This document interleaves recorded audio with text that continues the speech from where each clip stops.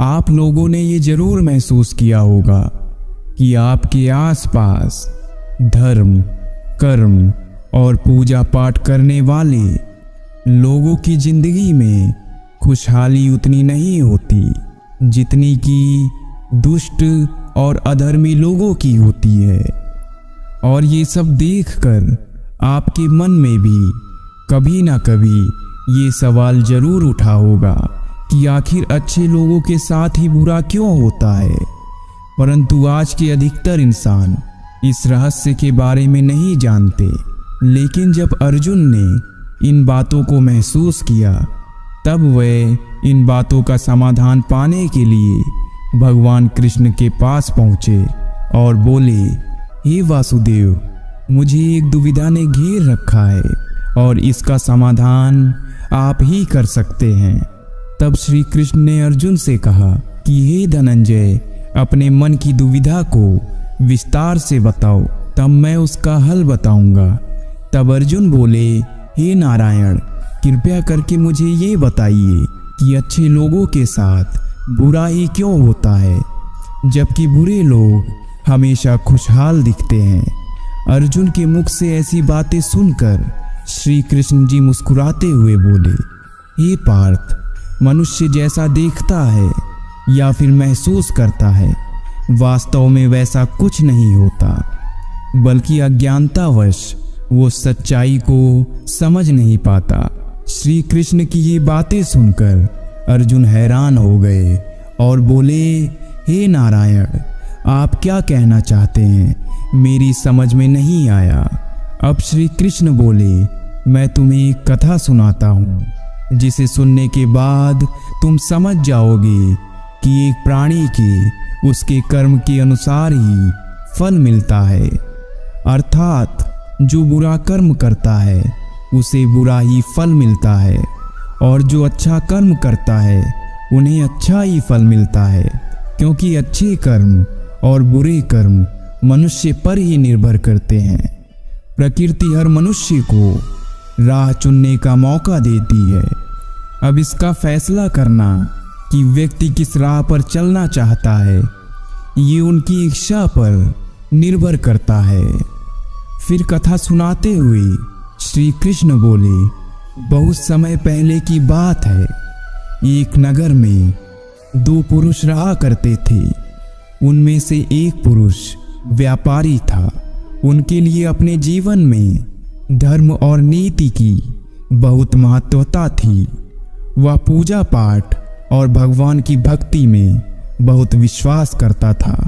चाहे कुछ भी हो जाए वह मंदिर जाना नहीं भूलता था और ना ही दान धर्म आदि किसी भी प्रकार की कर्म में कोई कमी करता था। वहीं दूसरी ओर उस नगर के दूसरे पुरुष का कर्म पहले पुरुष के कर्म से बिल्कुल विपरीत था। वह पुरुष प्रतिदिन मंदिर तो जाया करता था, लेकिन पूजा पाठ के उद्देश्य से नहीं। उसे दान, धर्म और नीति आदि किसी से कुछ लेना देना नहीं था। इसी तरह समय बीतता गया और एक दिन उस नगर में जोर से बारिश हुई, जिसकी वजह से उस दिन नगर के मंदिर में पंडित के अलावा और कोई नहीं था। ये बात जब दूसरे पुरुष को पता चली तो उसके मन में ख्याल आया कि अभी सही मौका है मंदिर के धन को चोरी करने के लिए, और वह बारिश में ही मंदिर पहुंच गया। और वो व्यक्ति मंदिर पहुंचकर उस पंडित की नज़रों से बचकर मंदिर के सारे धन और जेवरात चुरा कर वहां से निकल गया। उसी समय धर्म और कर्म में विश्वास रखने वाला दूसरा पुरुष भी मंदिर पहुंचा और भगवान के दर्शन किए। परंतु दुर्भाग्य से मंदिर का पुजारी उस दूसरे पुरुष को ही चोर समझ बैठा और शोर मचाने लगा। शोर सुनकर मंदिर में भीड़ जमा हो गई और सभी लोग उस भले पुरुष को चोर समझ बैठे और उसे अपमानित करने लगे। ये देखकर वह भला व्यक्ति हैरान हो गया और उसे समझ नहीं आ रहा था कि उसके साथ क्या हो रहा है। फिर वह किसी तरह उन सब लोगों से बचकर मंदिर से निकल गया और रास्ते से जाने लगा, लेकिन दुर्भाग्य ने उसका साथ वहां भी नहीं छोड़ा। रास्ते से जाते समय एक गाड़ी ने उस व्यक्ति को घायल कर दिया। फिर लंगड़ाते हुए वह पुरुष रास्ते से घर को जाने लगा। फिर रास्ते में जाते जाते उस व्यक्ति की मुलाकात उस दुष्ट व्यक्ति से हुई जो मंदिर से धन चोरी करके जा रहा था। वह दुष्ट व्यक्ति झूमता नाचता हुआ खुशी से जा रहा था। वह ये बोलता हुआ जा रहा था कि आज तो मेरी किस्मत ही चमक गई, एक साथ इतना सारा धन मिल गया। ये बातें उस भले आदमी ने सुन ली और उसे हैरानी हुई और क्रोधित होकर घर जाकर उसने भगवान की सारी फोटो निकाल कर फेंक दी और भगवान से नाराज होते ही अपना जीवन व्यतीत करने लगा। जब समय बीतता गया तो उसके बाद दोनों ही पुरुषों की मृत्यु हो गई और वे यमराज के पास पहुंचे। वे भले पुरुष के बगल में उस दुष्ट व्यक्ति को खड़े देखकर यमराज से पूछ ही लिया कि मैं तो हमेशा अच्छे कर्म करता था, पूजा पाठ और दान धर्म आदि में विश्वास रखता था, जिसके बदले जीवन भर मुझे अपमान, दर्द और दुख ही मिला, और इस अधर्म करने वाले पापी व्यक्ति को अपार धन और इसका जीवन सुखी से गुजरा। ऐसा क्यों? इस पर यमराज ने उस व्यक्ति को बताया कि पुत्र, तुम गलत सोच रहे हो।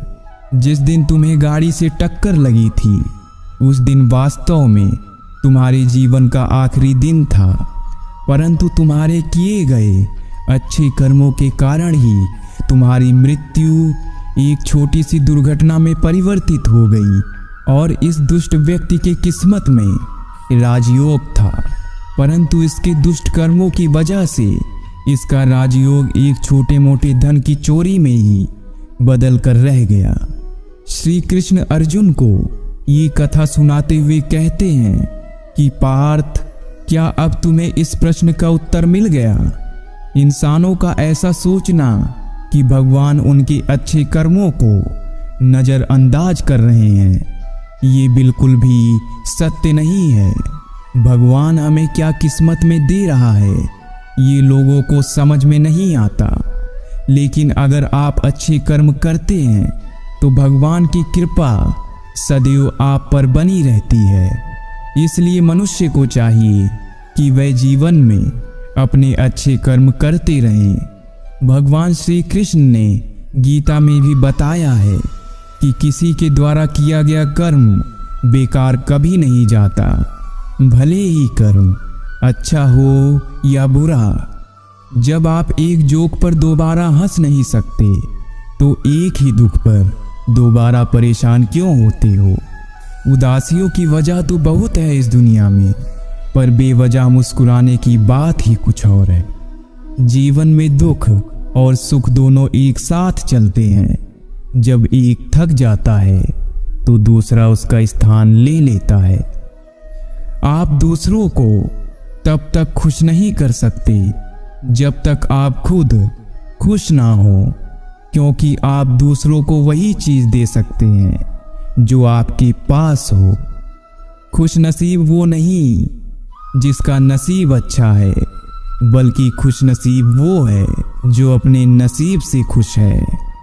खुशी आपको तब ही मिलती है जब आप जो सोचते हैं, जो कहते हैं और जो करते हैं उसमें समानता हो।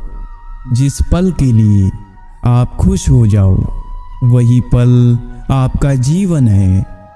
सारी खुशी और दुख पूरी तरह से इस बात पर निर्भर करता है जिस चीज से हम प्रेम पूर्वक जुड़े हैं वह किस प्रकार की है। दुनिया में सबसे ज्यादा खुश व्यक्ति वो है जो अपनी खुशी से ज्यादा दूसरों की खुशी को बढ़ावा देता हो।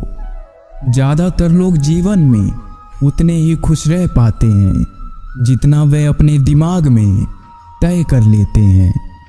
जीवन में आप कितने खुश हैं ये महत्वपूर्ण नहीं है, बल्कि आपकी वजह से कितने लोग खुश हैं ये महत्वपूर्ण है।